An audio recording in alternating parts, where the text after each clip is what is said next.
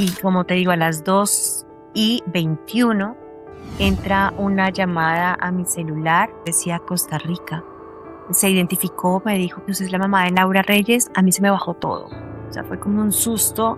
Me dijo, no, ocurrió un accidente. Yo sentía la sangre como si fueran coágulos por las venas, así hirviendo, hirviendo, hirviendo. Que mi hija está muerta y ya no pudo contestar, ya empezó a llorar.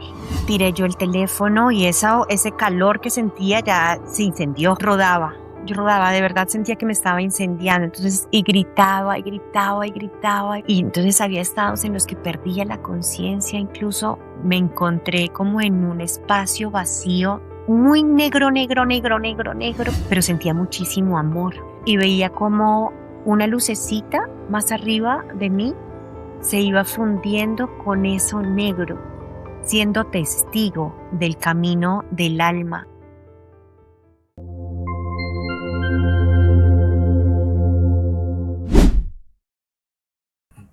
Durante este episodio conversamos con Laura Castro, quien nos comparte la conmovedora historia de su hija Sofía, quien con tan solo 19 años falleció durante un voluntariado en Costa Rica. A través del dolor, las señales y una profunda experiencia espiritual, Laura nos invita a reflexionar sobre el amor, el duelo y la posibilidad que la muerte no sea el final sino una transformación. Bienvenidos a lo invisible. Hola Laura, muchísimas gracias por aceptar la invitación, por estar hoy con nosotros. Siéntete cómoda, estás en tu casa. Bienvenida al canal. Muchísimas gracias, Esteban, por abrir este espacio como de tanta confianza. Nada que agradecer, los agradecidos somos nosotros, Laura. Laura, para ir comenzando con tu relato, cuéntanos quién era tu hija Sofía, cómo era ella, cómo podrías describirla y describir su vida y la relación con ustedes. Bueno, Sofi siempre fue una niña muy dulce, frágil.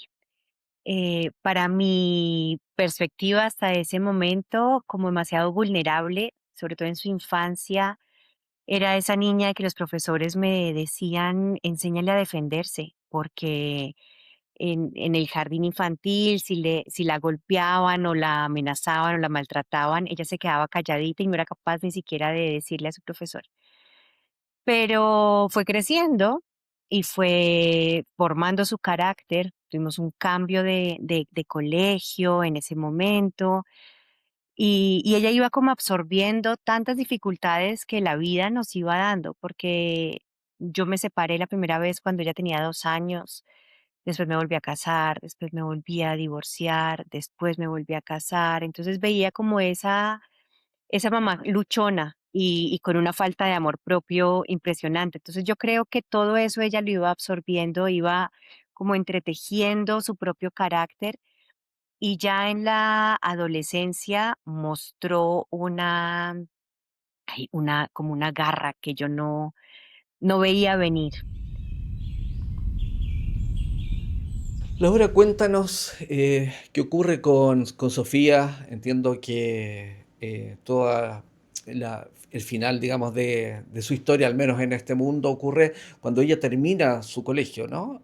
Cuando sale a los 18 años del colegio y empieza como a proyectar ya su vida independiente, entre comillas.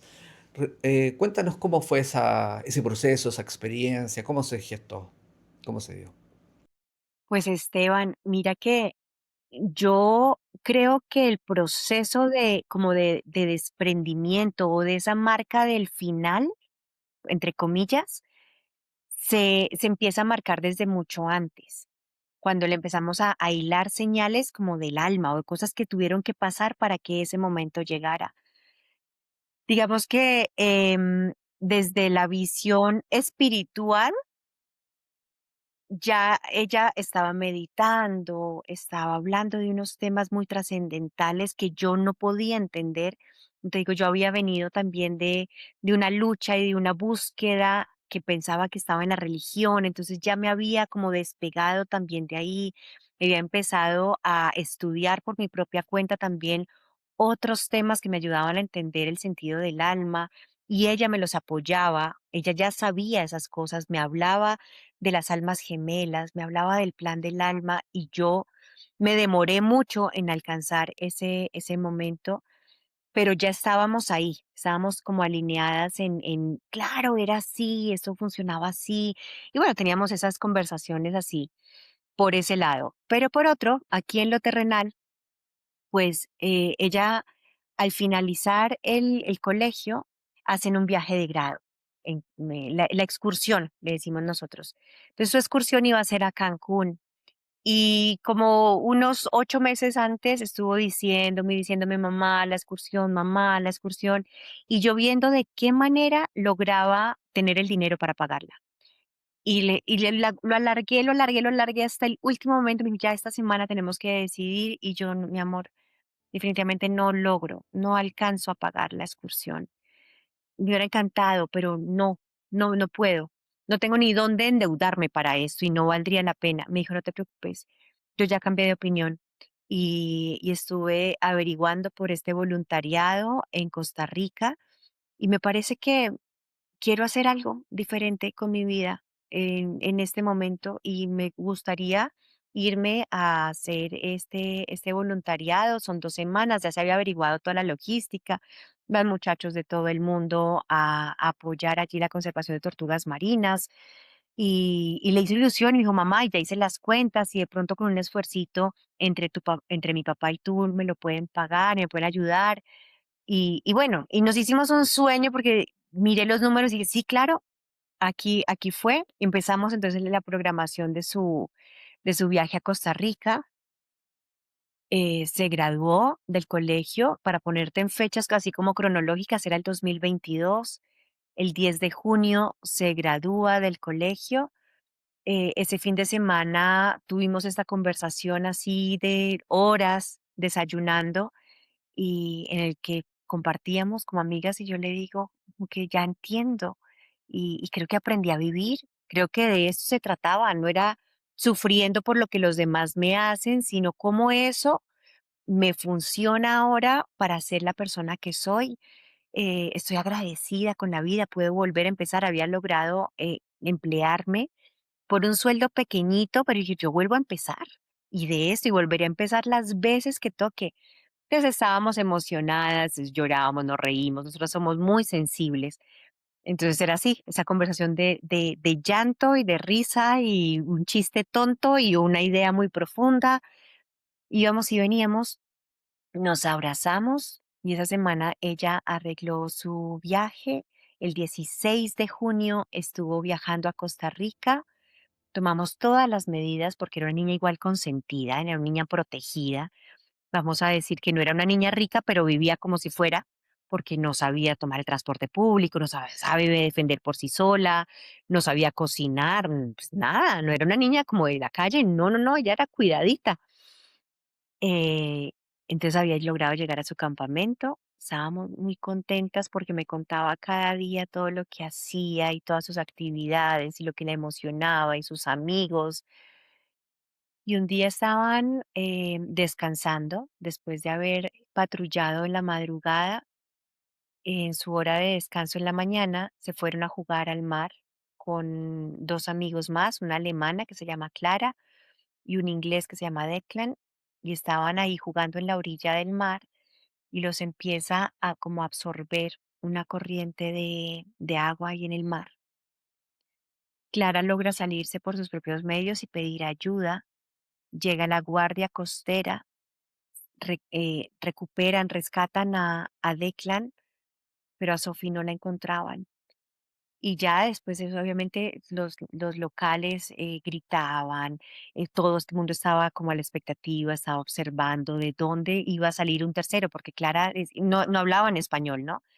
Entonces, Clara les hacía señas de que eran, había dos en el mar, que no era solo Declan, que tenían que seguir buscando a Sophie, hasta que un lugareño logra ver que algo se acercaba al mar, y él, pues muy valientemente, porque la corriente es algo que le tienen, ellos que lo conocen, el mar, le tienen mucho respeto, se lanza y recupera el cuerpo de mi hija, pues que ya se estaba acercando por sus propios medios a la orilla.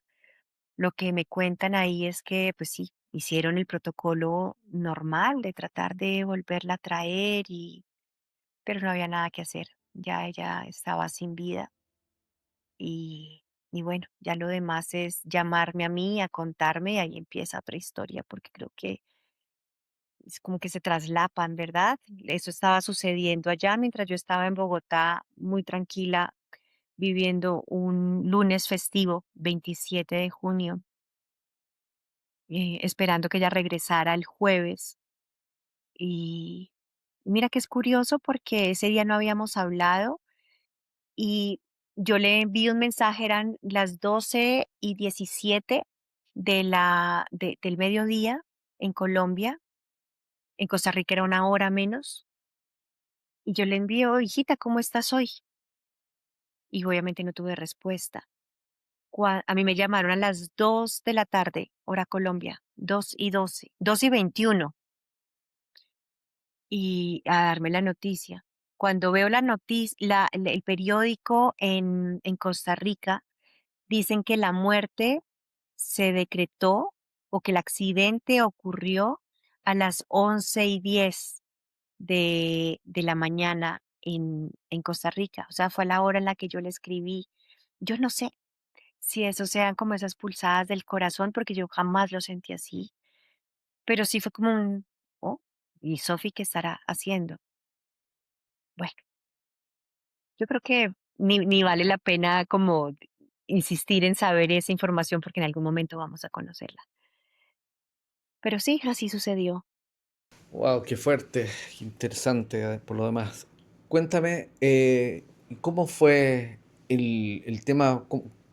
¿Cómo lo viviste ese momento cuando tú estabas normal, haciendo vida normal? Tú mandaste el mensaje y un par de horas después te llaman de allá. ¿Quién te llama? ¿Te llama alguien que tú conocías? ¿Cómo fue esa experiencia? ¿Qué pasó contigo? ¿Dónde estabas con tu gente? Yo tengo otra hija de 8 años ahora, en ese momento tenía 4 años. Ella pasa una semana con su papá, una semana conmigo. Y esa semana estaba terminando su semana con el papá. Como te digo, era un lunes festivo, entonces se supondría que ella llegaba a mi casa, la tendría que recoger yo a las 5 de la tarde. Entonces, normal, tenía un fin de semana con mucha tos, estaba como muy enferma, entonces me estaba cuidando también y ese día decidí quedarme en la casa. Estaba doblando las medias, tenía una película puesta, había sacado, son imágenes, Esteban, que parecieran tontas, pero es que quien ha pasado por eso sabe que es como, se quedan casi como si fuera un trauma, ¿verdad? Entonces yo sé que me había sobrado un sushi del día anterior y lo había sacado de la nevera para que cogiera como temperatura y estaba lista como para sentarme a comer después. Y como te digo, a las 2:21 entra una llamada a mi celular de un número desconocido, pero decía Costa Rica. Entonces lo contesté, y normalmente lo contesto, números que no conozca. Contesté y me dice, esa persona era un hombre, se identificó, me dijo que era Ricardo, creo que se llama, y que era el director del proyecto eh, de las tortugas de Pacuare, se llama. Y me dijo, usted es la mamá de Laura Reyes, a mí se me bajó todo. O sea, fue como un susto.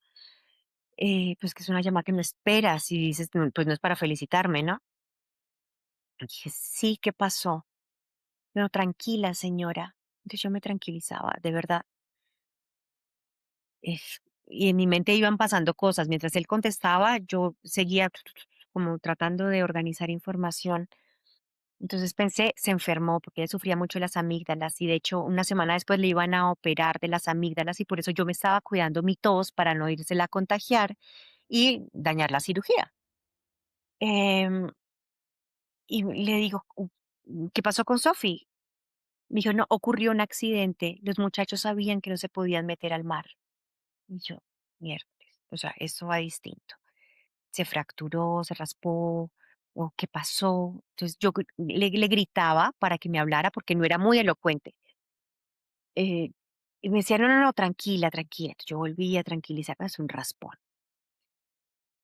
Y seguía él tratando de justificarme por qué los muchachos no podían meterse al mar. Eh, Le digo, entonces, ¿dónde está mi hija? Dice, no, tranquila, Laura, porque ella es Laura Sofía, entonces allá la conocían como Laura. Laura está aquí. Y yo, bueno, no sabía en ese momento que el hecho de que estuviera ahí es un dato importante porque normalmente a los cuerpos se los traga el mar. Y yo, ok, entonces, ¿cómo está mi hija? Y ya no me contestaba. No podía, no le salía la voz. Y dije, Dios, eso está. Y mientras tanto, a mí me corría como calor de la cabeza a los pies. Sentía la sangre como si fueran coágulos por las venas, así hirviendo, hirviendo, hirviendo. Y no me contestaba. Entonces me tocó preguntarle, yo dije, vámonos por lo peor, entonces ahora sí, que mi hija está muerta y ya no pudo contestar, ya empezó a llorar. O sea, se le sintió el sollozo y ya tiré yo el teléfono y ese calor que sentía ya se incendió. O sea, yo sentí que me salí, Esteban. O sea, es algo que el cuerpo no logra sostener. Yo me salí y grité y grité y grité. No sé cómo, si la mente o el alma, qué es lo que sabe, pero yo asocié todo. Mi hija se ahogó. O sea, es esto, sin explicación, sin que me lo dijeran literalmente, o quizás me lo dijeron, no tengo ni idea. Pero salí a la terraza de mi apartamento y me rodaba. Yo rodaba, de verdad sentía que me estaba incendiando. Entonces, eso que ruedas para apagarte el fuego y gritaba y gritaba y gritaba y le decía, respira, hija, respira, respira. De alguna forma sentía como que yo en mi mente me iba a esa playa y pasaba como en las películas, ¿verdad? Que le iban a hacer así, vomitaba agua y nos íbamos a abrazar, íbamos a llorar juntas. Y gritaba y gritaba y gritaba y en algún momento de eso que ya vuelves y conectas, entonces llamo a una amiga que había hecho ese voluntariado y que conocía a esa persona y le dije, mira, me llamaron a decirme esto, debe ser un error. Como que dije, antes de morirme yo, vamos a comprobar si es cierto. Y llama, por favor, y que te comprueben, que te manden una foto o algo, no debe ser Sofía. Ella igual queda con esa misión. Cuando yo cuelgo, siento una voz como diciéndome, estarías más tranquila si fuera la otra niña y no tu hija. Y si fuera otra mamá y no tú la que está viviendo esto, ya, como que, ¿sabes? Cuando ya te rindes y dices, yo lo estaba intentando por acá, pero dices, no, pues no, no, no me sentiría más tranquila. Y como que si esto es para nosotras en este momento, era una de las posibilidades que había de vivir un día cualquiera. Y si nos correspondió ahora, entonces digo que por aquí no es. Me rindo. Entonces seguía yo gritando. De ahí llamé a la esposa de mi papá, pensando como que necesito a mi familia. O sea, todos, o sea, Sophie no era solo yo. Sophie es un montón de gente que estaba alrededor de ella y que la amamos profundamente. Y entonces la llamo a ella y le digo, por favor, aléjate de mi papá. Alicia, es ella, es como nuestra mamá, o sea, está conmigo desde mis 4 años, o sea, ella para mis hijas es su abuela. Aléjate de mi papá. Y me dijo, ok, sí, ya estoy lejos. ¿Qué pasó? Le dije, Sofi se ahogó. Y Alicia empieza a gritar de una manera que no había forma de que mi papá no se enterara. Y no me preguntó ni cómo, ni por qué, ni qué pasó, ni quién te llamó, nada. Ella solo gritó y gritó y gritó y gritó y gritó. Y lo siguiente que supe es que mi hermano mayor, tengo muchos hermanos, pero mi hermano mayor llegó a mi casa, no me dijo nada, solamente cuando lo empiezo a ver yo llegar a la gente a mi casa, digo yo, esto es cierto, o sea, no estoy soñando, esto es verdad. Cada persona que entraba por esa puerta decía yo, uff, es verdad, es verdad, es verdad, está pasando.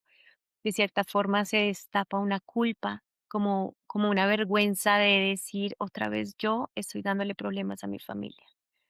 Porque cuando te cuento todas estas cosas que he vivido, no lo hago desde el orgullo, desde, ah, oh no, cómo he sido de rebelde. No, ahí hay mucha vergüenza, ¿no? Y culpa y ese, ¿por qué tengo que ser el dolor de mi casa? ¿Por qué no puedo darles como esa satisfacción y ese orgullo? Y eso se destapa ahí como por momentos, decir, no puede ser que a través de mí se esté causando este dolor para mi familia. Y eso es locura, locura, porque entonces vuelvo yo a nivelarme y como a hacerme responsable del dolor que estaba causando, pero llegaba cada uno de mis hermanos, llegaba con su propia manera, su propio modo. Mi hermanita, que es la más tranquila de todos, cuando llegó a mi casa, mira, es menudita, es delgada, es frágil, ella es delicadita. Levantaba las sillas, los muebles de mi casa, los tiraba así contra el televisor, contra las paredes. Yo decía, esta niña, ¿de dónde saca esta fuerza? Recordé que tenía un Neuroxan en la mesita de noche y empecé a metérselo así, yo, por favor. O sea, todos calma y empecé como a ir y venir entre sentir que necesitaba ser el soporte para mi familia, pero que a la vez yo también necesitaba soporte, y entonces había estados en los que perdía la conciencia incluso, y yo no sé, pasaban una cantidad de cosas, Esteban, que en algún momento de esos que digo que perdí conciencia porque no sé explicar si fue que me quedé dormida o si fue en un grito o si fue que me lo imaginé, pero creo que en ese momento pude estar en Dios, como si me regalaran a mí la oportunidad de vivir un poquito de la experiencia de lo que es la muerte, porque me encontré como en un espacio vacío, oscuro, muy negro, negro, negro, negro, negro, pero es una oscuridad que yo no puedo describir, pero sentía muchísimo amor y el cuerpo seguía sin ser capaz de sostener eso. Yo no estaba ahí y veía como una lucecita más arriba de mí se iba fundiendo con eso negro, con esa totalidad. Yo estaba ahí como suspendida como una motica de polvo diminuta y yo podía entender que estaba siendo testigo del camino del alma en ese momento, el camino de Sophie, y se iba fundiendo con todo eso.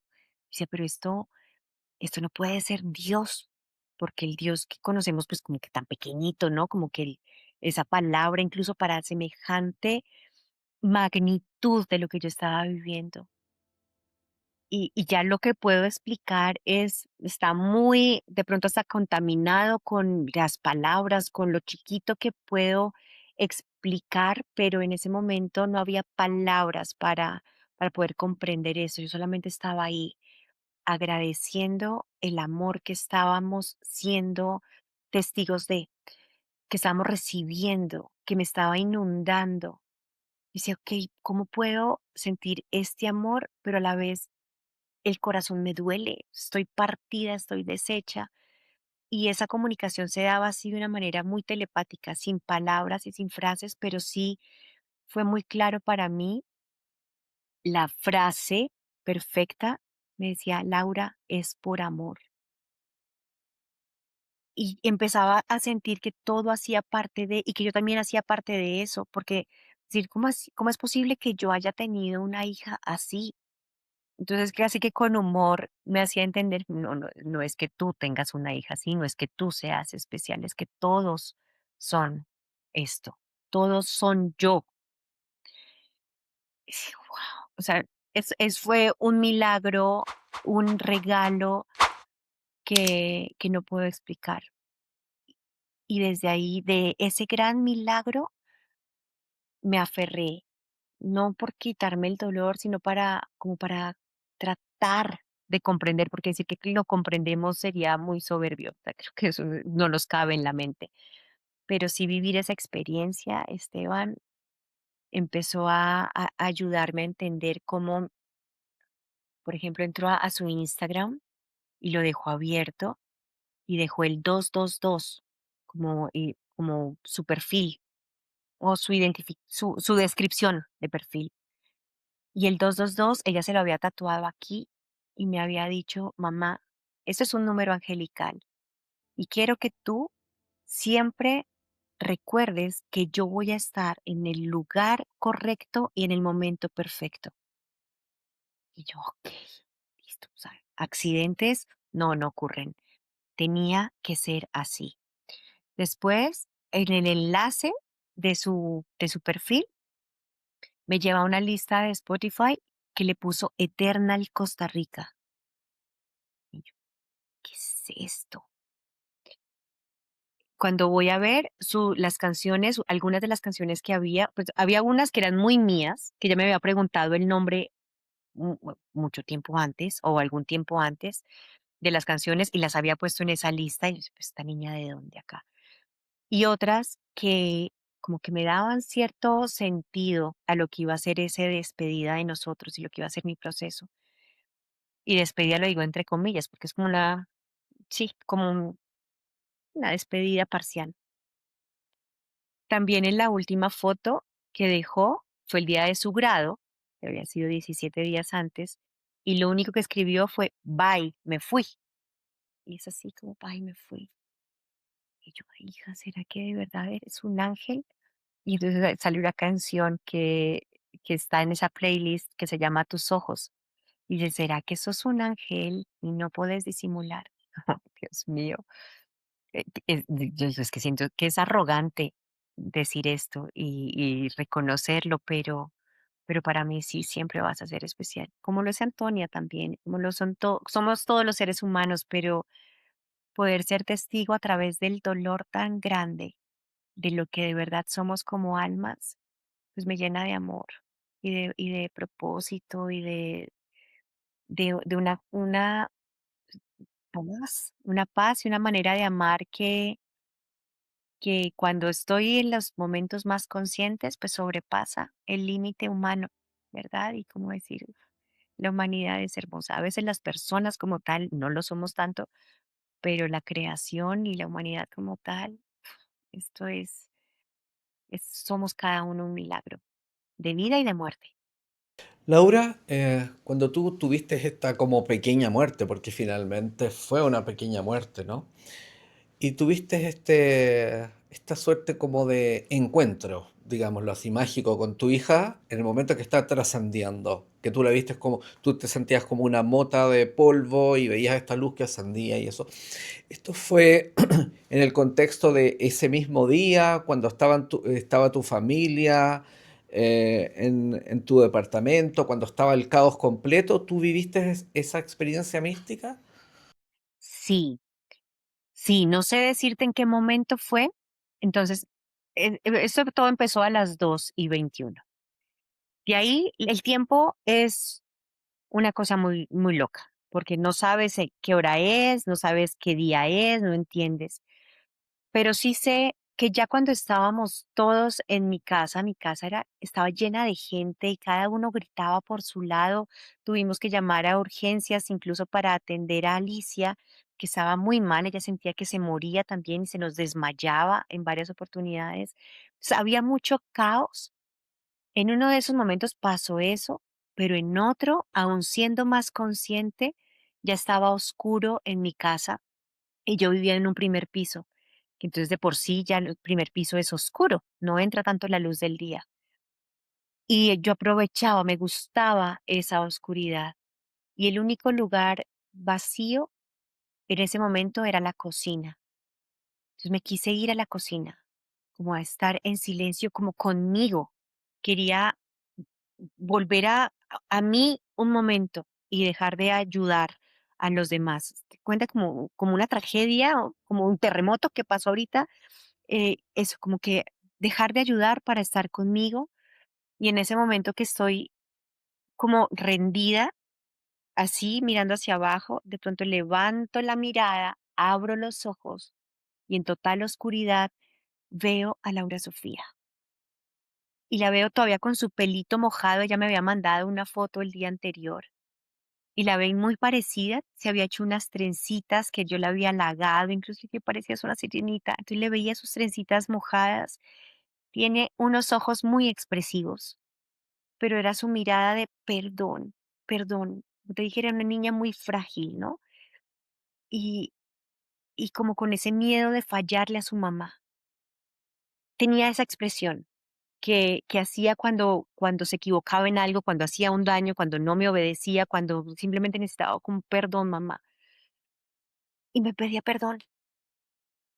Y yo, pero ¿de qué me estás hablando, hija? Y, pues perdón por lo que estoy haciendo. Yo no quería. Pues, mi amor, yo, "Oh, por supuesto que sé que no querías. Vete a donde tienes que irte.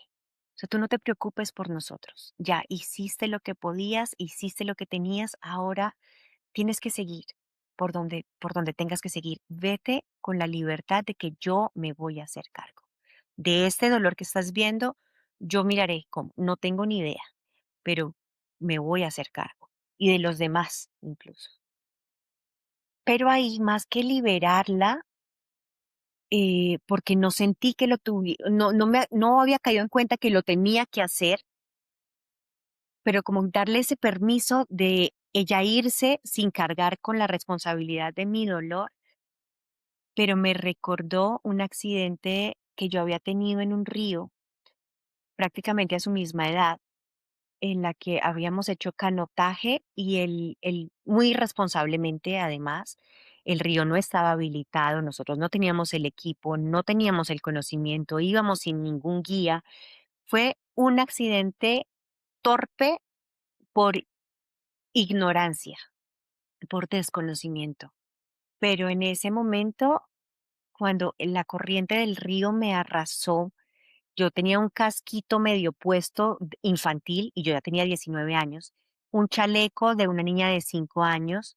Entonces, esas herramientas de protección empezaron como a romperse y ya la corriente me llevaba contra las piedras, contra los palos, al fondo del río y me volvía y me sacaba al otro lado.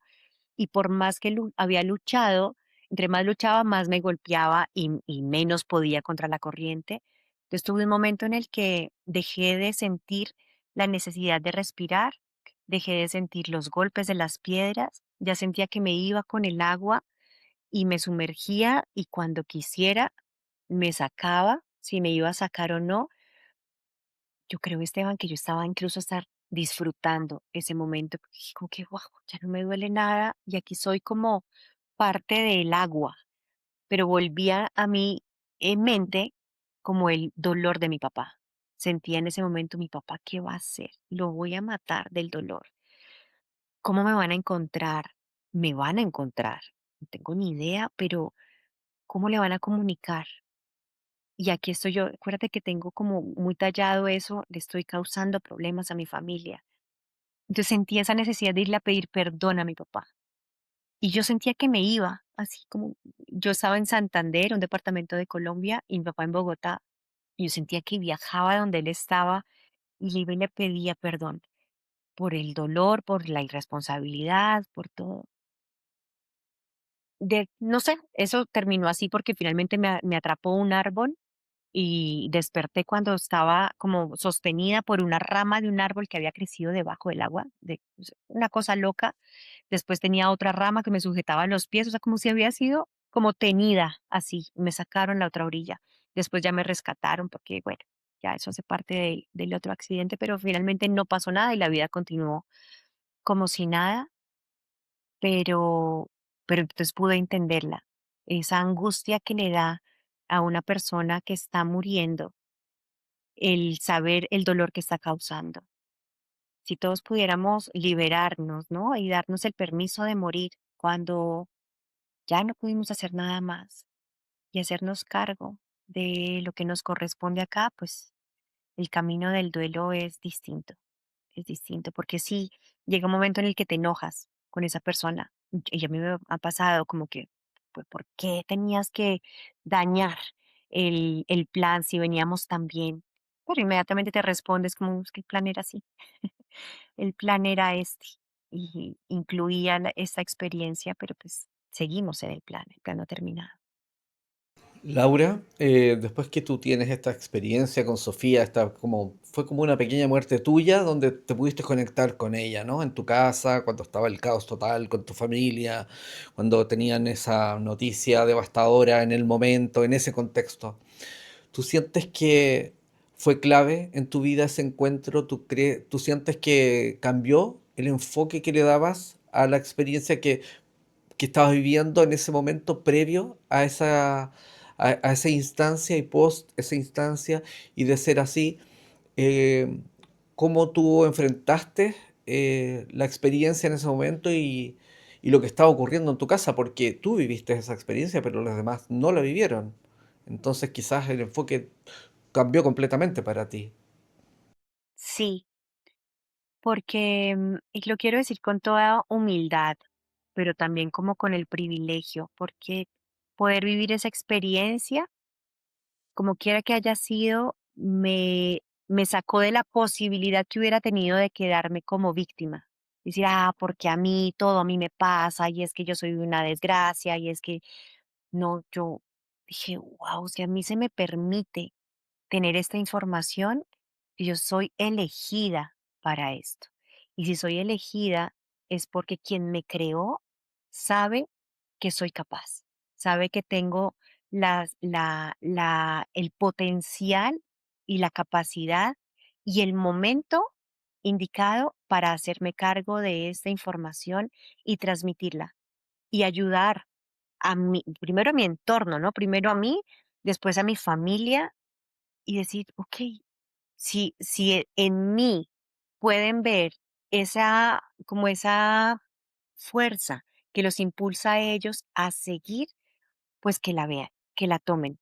Entonces, creo que hacerme responsable de lo que estaba pasando a mi alrededor también me ayudó muchísimo, porque la otra opción, la otra oportunidad es quedarte casi como discapacitada, ¿no? O incapacitada para poder continuar y esperar a que los demás te resuelvan la vida. Y era una posición que no le da nivel, no le hace justicia a este regalo que me están dando, de elegirme a mí para ver esta magnitud y finalmente tener esa certeza de que todos nos vamos a morir, porque es que yo hasta este momento es una información que sabes, pero no sabes. O sea, conoces que está ahí. Sí, la muerte. Sí, sí, sí, claro, nos vamos a morir.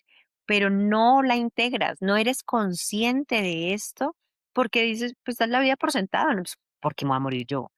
O porque se va a morir un hijo mío, si somos personas de bien, si no estamos buscando en la muerte, no nos estamos exponiendo ni a jugar con acabar con nuestra vida.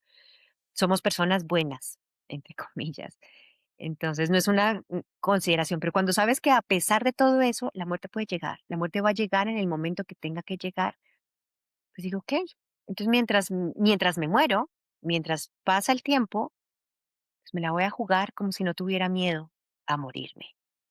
Y si eso significa hacer o vivir pareciéndome en algo o tratando de imitar en algo la forma en la que vivió Jesús, pues juguémonosla.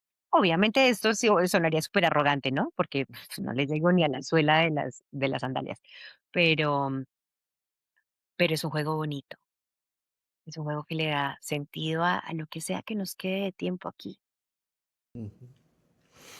Laura, bueno, tú nos relatabas que después de la partida de Sofía, tú viste sus redes sociales y te fuiste dando cuenta de una serie de detalles que te llamaron la atención. ¿Tú sientes que de alguna forma el alma de tu hija, el alma de Sofía, estaba como preparando su partida? De alguna forma el alma de ella, no ella desde su razón, ¿no? Sino que su alma ya tenía claro que le quedaba poco tiempo y por eso estas señales del tatuaje, de las canciones, de todo lo que fue dejando, digamos, previo a su partida. Ay, gracias Esteban, porque sí, eso es lo que trataba de decirte cuando lo que pasó tiene una explicación a nivel de alma muy hermosa y entonces me llenaba de gratitud incluso con su alma y con la mía de haber podido dejar como esas miguitas de pan de Hansel y Gretel. Ok, listo mamá, te dejo eso, te dejo eso, te dejo esto para que comprendas que era el momento. Entonces yo incluso le doy y a las personas que acompaño en sus procesos de duelo a veces y me gusta llevarlos a escribir una historia de leyenda, como si nuestra vida, la vida de cada uno es una leyenda. Entonces la mía empieza desde ese accidente en el río. Entonces me imagino una almita diciéndome, déjame ir a salvar esa vida. porque 7 años después, justo contados 7 años después, nace, de ese accidente mío, nace Laura Sofía, en el 13 de marzo del 2004. Nace Laura Sofía a acompañarme a vivir cómo me doy golpes contra la vida y contra el amor y contra mí misma, intento casi que destruirme a mí misma y me acompaña en cada batalla dándome motivo, porque los papás sabemos que nos gusta decir eso, ¿no? Como que es que yo vivo por mis hijos. Pues sí, a mí me levantaba, me ayudaba a continuar la responsabilidad que tenía por mis hijas, pero me ayudó a llegar el momento en el que le dije, aprendí a vivir, porque dije, ya, ok, todo esto estaba era en mí. No existe ni existirá una pareja, un objetivo, una familia, una carrera, un trabajo, una profesión, un hijo que haga que este amor salga de aquí. Tiene que estar aquí, tiene que empezar dentro de mí. Y cuando le digo, aprendí a vivir, lloramos, nos emocionamos, pero a los 10 días ella muere. Como quien dice, "Ah, ok, mi misión en la vida era acompañarte hasta este momento para que cuando aprendas a vivir, sigamos de otra manera. No es porque ella haya muerto para, o haya vivido para que yo aprenda a vivir. No, es que todo hacía parte de este plan del alma, porque al alma no le importa si yo tengo familia o no, si yo pago mis deudas o no, si yo tengo carro, becas, si al alma no le importa eso. Al alma le importa que todos lleguemos a ese nivel de evolución para que cumplamos una misión que no tiene lógica, no tiene sentido humano, pero sí divino. Y si es ese reconocimiento de lo divino en cada uno de nosotros, y si esto le da sentido a esta experiencia, pues esa almita de Laura Sofía cumplió aquí su propósito perfectamente. Y después puedo ver cómo empiezo a recibir mensajes de cómo había podido impactar otras vidas.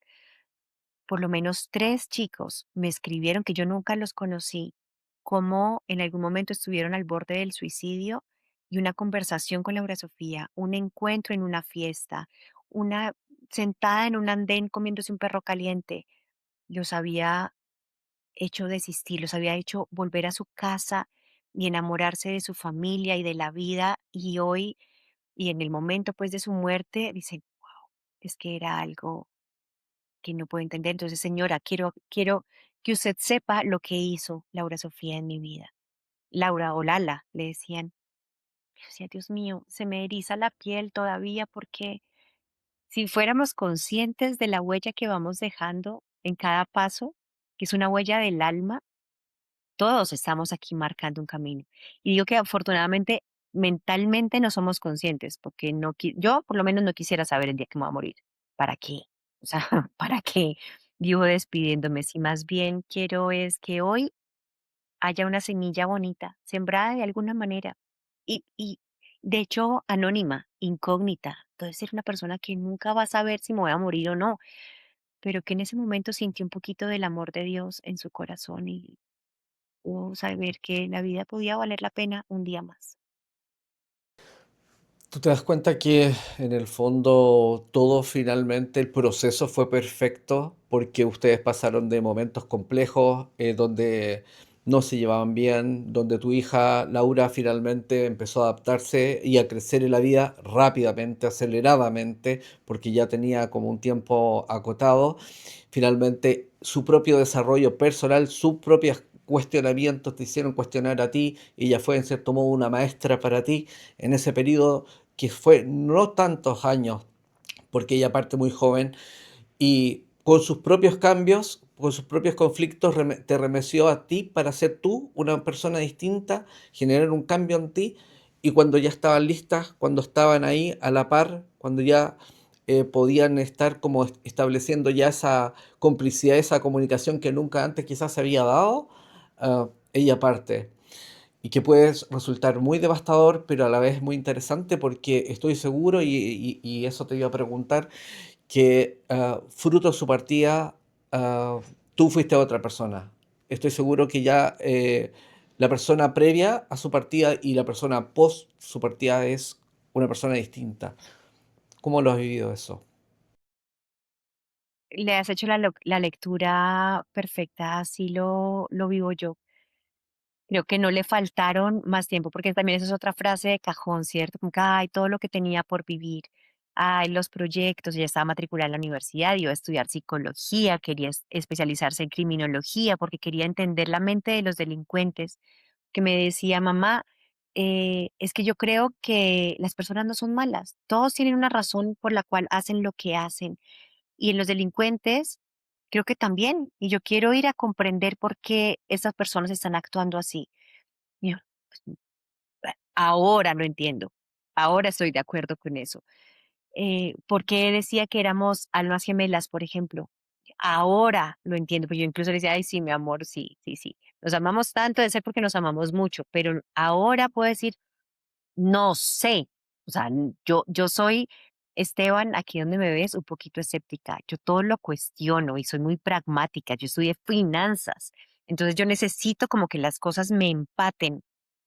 Entonces digo, no, ok, pruebas no te tengo, pero si siento a Sofi tan en mí, si siento que esa alma se volvió a meter a mí, eso no quiere decir que mi cuerpo no la extrañe, mi cuerpo la extraña, mi mente la extraña, mis oídos, quiero oír su voz y no lo tengo ahorita. Entonces eso duele y ahí lloro y me sumerjo en la tristeza, pero el alma de Laura Sofía yo la siento aquí conmigo. Yo sé que estamos juntas en esto, estamos trabajando. Igual que estoy con Antonia, pero con Antonia todavía, fíjate lo que te voy a decir, todavía no separa el cuerpo. Con Anto, mi hija chiquita, todavía no separa la mente, todavía no separa el carácter, nos separan los miedos, las heridas, todo lo que tenemos. Con Sofía ya no. Con Sofía ya es como que ella ya no tiene eso. Entonces ya puede estar conmigo y aceptarme como soy, porque yo todavía soy muy imperfecta, soy muy dramática para muchas cosas, tengo muchos miedos en la vida, todavía no tengo mis objetivos cumplidos materialmente o humanamente. Entonces, creo que sí, que su plan fue perfecto, mucho más alto que el mío, mentalmente, como el de Laura Castro. Y es bonito que se nos dé la experiencia de vivir el amor a ese nivel de madre e hija, porque a veces es más fácil extrapolarlo a lo que es el amor de Dios. Creo que este amor que tenemos entre humanos se nos ha dado para que podamos tener una muestra fácil de entender de lo que será el amor de Dios, que imagínate lo que puede ser si es que es tan infinitamente gi- gigante, más grande. Sí, creo que eso me da a mí muchísimo sentido. No lo puedo comprender completamente, tampoco lo puedo explicar completamente, pero sé que cuando dejamos que la mente se apague en esa necesidad de entender, cada uno de nosotros lo siente. Y cada uno de nosotros puede saber que todo lo que nos ha pasado en la vida hace parte de ese plan perfecto para estar agradecidos, conformes y plenos en el momento perfecto como está haciendo, en el momento presente como está haciendo. Así está haciendo. Y todo lo que he vivido y todas las decisiones que he tomado y las experiencias externas o internas que he tenido me están llevando a este momento en el cual puedo tener la libertad de elegir cómo lo quiero vivir. Y ojalá todos nos demos el permiso de vivirlo como si fuéramos creados a su imagen y semejanza, con ese nivel de altura y de presencia. Ujú, totalmente.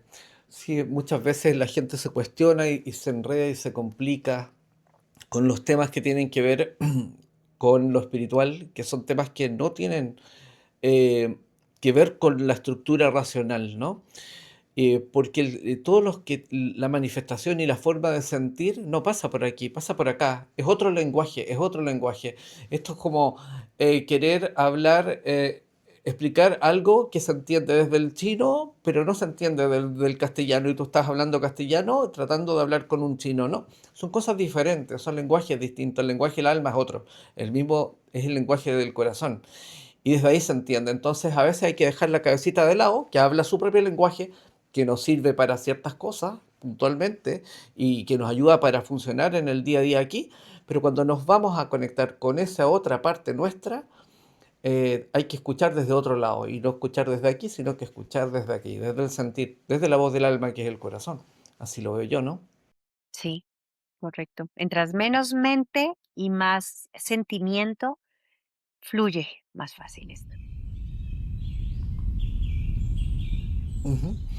De alguna forma tú sientes, por lo que tú has relatado, que tu conexión con tu hija, Sofía, es una conexión constante, es una forma de, sientes que de alguna forma hay parte de ella en ti y parte tuya en ella. Es como esa conexión sigue, ¿no? En tu día a día. Y te quería preguntar cómo tú sientes que es esa conexión y si de alguna forma te inspira a la labor que tú cumples hoy, que es acompañar precisamente a personas que pasan o que están viviendo este tipo de experiencias tan dolorosas. Totalmente, 100%. Yo creo que esto tan doloroso no puede ser en vano. No, no es algo vacío y tampoco que sea algo solo para nosotras o para mí, como Laura Castro. Creo que algo tan potente se me dio justamente para que sea expuesto, para que sea público y no para mí en mi beneficio, sino en beneficio de los demás. Muchas veces nos quedamos sumidos en el dolor y históricamente hemos sentido que la muerte es lo peor que nos puede pasar. La muerte de alguien que amamos como que no lo alcanzamos a dimensionar, pero está ahí. Y porque la censuremos o no, va a pasar. O sea, no, no va a dejar de suceder. Entonces creo que eso también haciendo parte del alma, fíjate cómo en algún momento de nuestra vida, de nuestra relación, decidimos, y pues decido yo como adulto en ese momento, crear Veritá. Y con esa misión, en ese momento para mí era la misión, ayudar a madres e hijas a comunicarse en la adolescencia a través del amor propio. Pero económicamente no daba, funcionalmente no daba. Entonces yo tenía que estar en los afanes del día a día viendo a ver cómo saco adelante a mis hijas. Entonces busco un empleo, pero al morir ella, yo llevaba, es que ni 4 meses empleada y decido renunciar sin tener ninguna garantía a decir, no, es que yo necesito recuperar Verita y Verita tiene que seguir viviendo. De cierta forma, porque es el legado de nuestra relación, es el legado, eso nació con Laura Sofía. Y segundo, porque me da un sentido de vida. Y aquí entre nos, Esteban, yo sentía que yo me iba a morir pronto. Sí, bueno, y si me voy a morir, me voy a morir haciendo lo que se me dé la gana. Así lo dije, como que no, ¿qué me importan a mí las cuentas? Porque mi jefe me dijo, Laura, o sea, además de tener el corazón roto, te vas a sentar en un sofá a mirar para el techo y aguantar hambre, no sé, o sea, me dijo, no estás pensando bien. Yo, no, no me importa. De alguna manera, Verita tendrá que funcionar. Entonces, cuando lo rescato, vuelvo a la misión inicial de seguir acompañando en esa crianza, en esa maternidad, paternidad. Pero ahí duré como si acaso un año, porque la misma vida y las mismas señales, entendimiento, información que iba llegando, me hacía sentido que eso tenía que evolucionar. Y la misión de Verita empezaba inevitablemente en su discurso a vincular no solamente el plan del alma, sino cómo emocionalmente tenemos que integrarnos todos, no solamente desde la psicología, no solamente desde lo pragmático, no hay un manual de comportamiento del ser humano en nada. Entonces empiezo a estudiar y a formarme en mi propio proceso de duelo durante ese año y después empiezo a exteriorizarlo y veo que hay mucha receptividad porque el mensaje empieza a hacer clic, como lo que estás diciendo es verdad. Y me empiezo un poquito a salir del molde de lo que se habla o de lo que se espera en redes sociales de una mamá que ha perdido a su hija, que no está la mujer llorando, no está la mujer renegando, no está como mostrando el dolor tan humano, que lo muestra humano, pero desde lo divino también. Y entonces después paso por otra etapa de decir, ok, no, esto ya necesita también más seriedad en cuanto a las herramientas que tengo, porque sí recibo el corazón roto de una persona y eso sí es una situación de vida o muerte. Esteban, es así de fundamental. Yo creo que con esa responsabilidad lo tenemos que ver todos las personas que estamos al servicio de la humanidad. Para alguna persona puede ser una decisión de vida o muerte las palabras que le digas, la forma en la que lo recibas. Entonces empiezo a estudiar mucho también sobre tanatología, sobre acompañamiento en duelo, sobre primeros auxilios psicológicos, sobre cómo desde la psicología se acompaña o se trata de entender y de apoyar a las personas que están en duelo bajo distintas teorías, ¿no? Porque hasta ese momento era Elizabeth Kubler-Ross, entonces las etapas del duelo que a mí me generaban rasquiña. Yo decía, es que no es que para mí no ha sido así. Y puede ser que para muchos no, puede ser que se traslapan y eso es toda una sopa de emociones que las etapas, definirlas así, no te ayudan.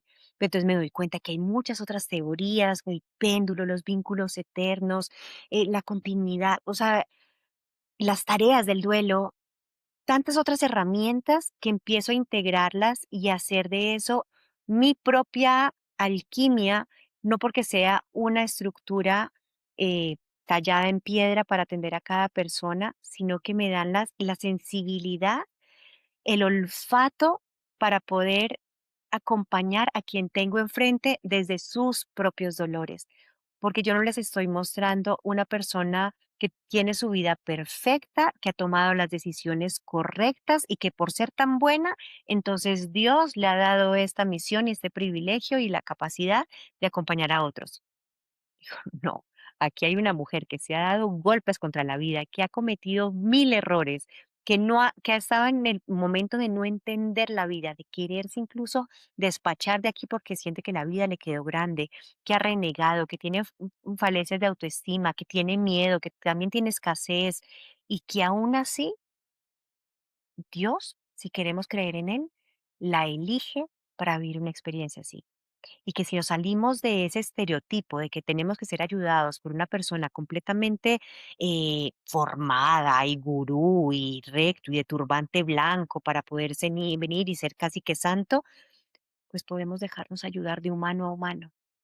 Pero pues si vamos aquí con humildad, yo creo que me voy disfrutando también el camino y creo que he logrado lo que, o estoy logrando, lo que para muchos es una utopía y es vivir de lo que amas hacer.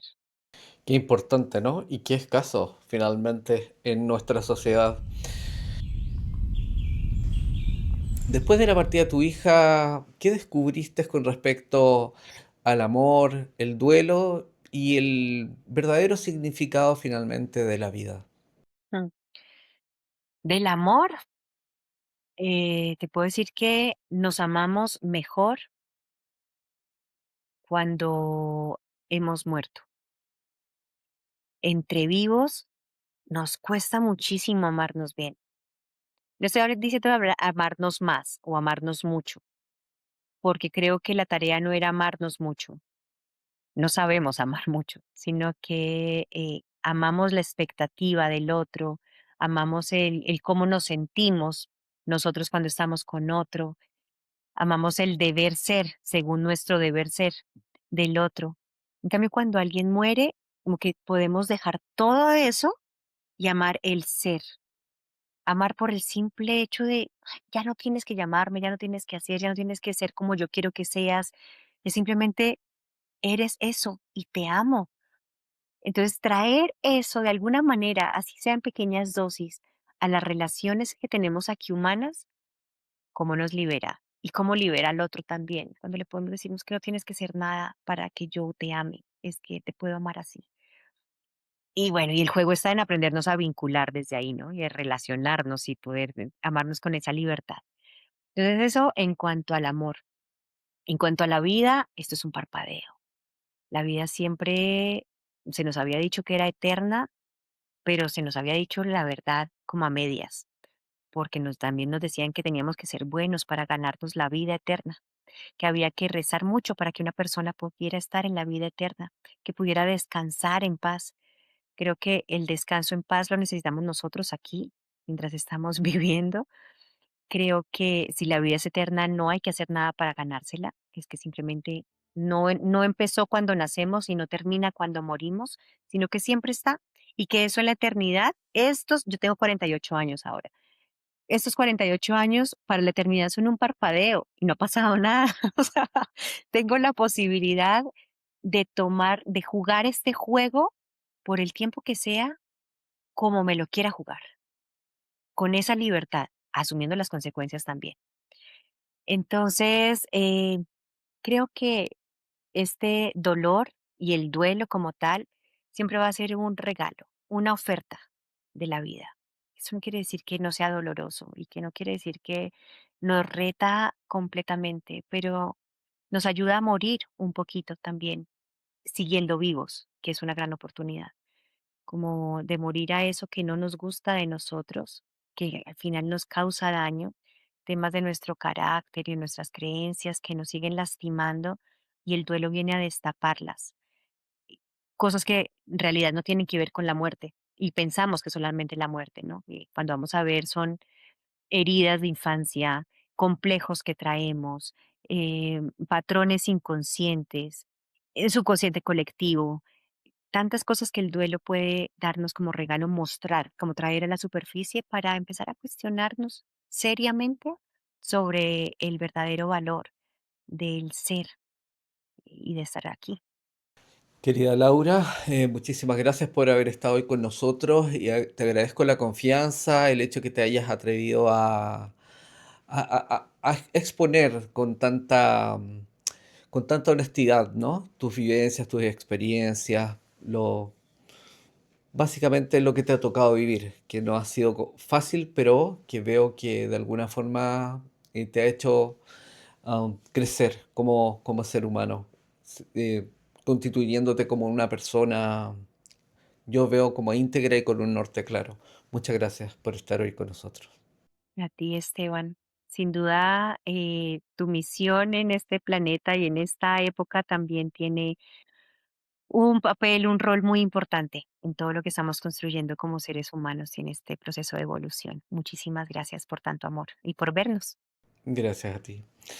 Y quiero darle las gracias a todos ustedes por habernos acompañado hoy. Y como siempre les digo, si les ha gustado la entrevista con Laura, compártanla, denle me gusta, suscríbanse al canal si no lo han hecho.